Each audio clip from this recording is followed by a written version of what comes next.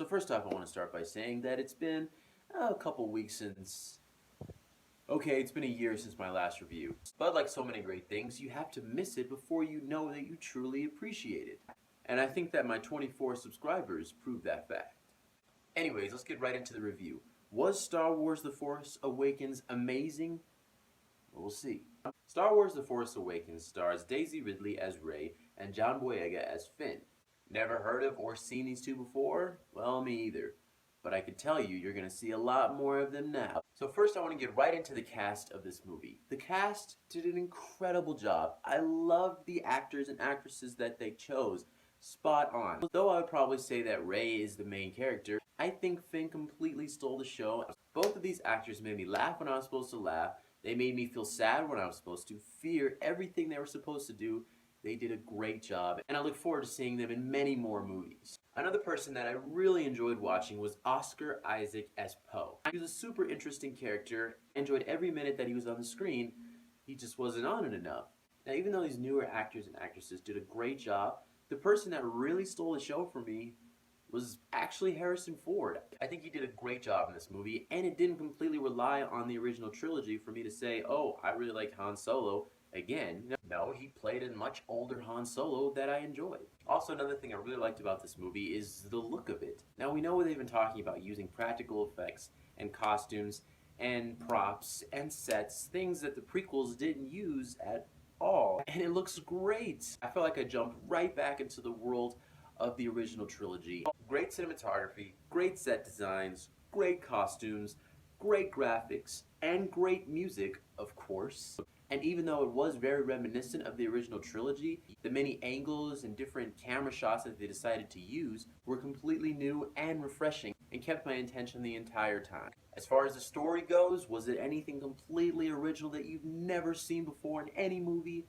No. In fact, one of the only gripes that I could see people having is when they go to see this movie, there are a lot of scenes that are reminiscent of the original trilogy. In fact, very similar to the original trilogy, and you'll notice that, especially in the last act of this movie, you'll say, oh yeah, I've seen that kind of thing before in a Star Wars movie. And if you're going into this movie saying, I want something completely original that's going to blow my mind, make me redefine what sci-fi is, well, you should probably calm down, first of all. It's probably not going to be as good as you want it to be. Does that mean it's not good? Does that mean I didn't enjoy it? No. By no means is it a perfect film. It had its flaws. But so did the original trilogy. We have a tendency, especially myself as a nerd, of putting the original trilogy on this super high scale that can never be touched and are perfect movies. While they are incredibly great and fun movies, there are flaws. Does that mean we didn't love those films? No. Does that mean they weren't fun films? Not at all. The movie theater I was in, as soon as you see the title Star Wars, the entire audience started to cheer. And at that moment, I had a smile on my face and it never went away. Well, except for sad parts in the movie, of course. But overall, I had a great time watching this movie. Now, like I said before, this movie does have flaws. And one of the things that you could consider to be a flaw is that it didn't feel like its own separate movie. It felt more of a part one of a trilogy. And I really could see a lot of people having problems with it not answering every question that it puts on the table. Myself personally, I think it was fine. The original movie Star Wars, that's now called Star Wars A New Hope, had a lot of questions that it didn't answer.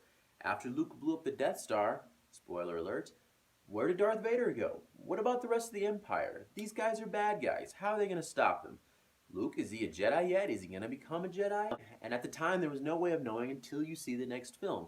This movie, though, does have a lot more questions that it needs to answer. And all that does is make me look forward to the next film. And that's what I want in a trilogy. Star Wars Episode 7 is relying more on the trilogy, and that's okay with me. And it may not be okay with you, but we live in a world where I can go see it again, and you don't have to. Now, it being a Star Wars movie, you know that there was going to be some sort of lightsaber battle. I mean, it was in the trailer. And the way they handled it was like something I've never seen in a Star Wars movie before. Oh, and how could I forget the actor Adam Driver who played Kylo Ren? Now, honestly, out of all the characters, I think he kind of had the most to live up to, in the sense that the original trilogy introduced one of the greatest supervillains in movies. And naturally, the villain in this movie is going to sort of be compared to Darth Vader. Instead of making a complete Darth Vader knockoff, they created a completely new character. He had a story arc, he was interesting. So overall, the Star Wars prequels